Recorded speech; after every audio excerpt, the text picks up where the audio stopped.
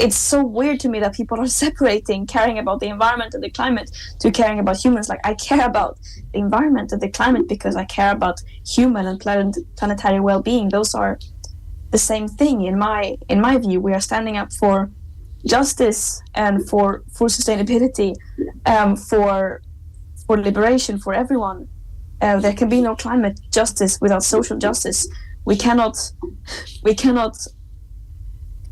pretend to care about the future of humankind, and how our children will be affected in the future. For example, in the case of Sweden, like, we cannot pretend to care about how our white privileged children will be impacted of climate change in the future when we are ignoring the suffering of marginalized people today. That is just an extremely racist way of seeing the world.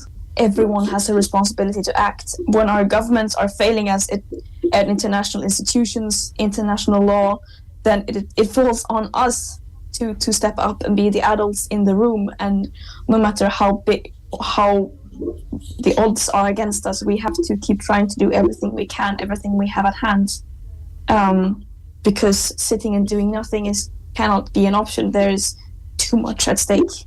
For me personally, I happen to have a platform for some reason, and then it is my moral obligation to use that platform. And if my presence on this boat can make a difference, if that can show in any way that the world has not forgotten about Palestine, and to try once again to attempt to break the siege and open up a humanitarian corridor and deliver the extremely needed humanitarian aid, then that is a risk I'm willing to take. The South Carolina Senator Lindsey Graham wrote on X, "Hope Greta and her friends can swim."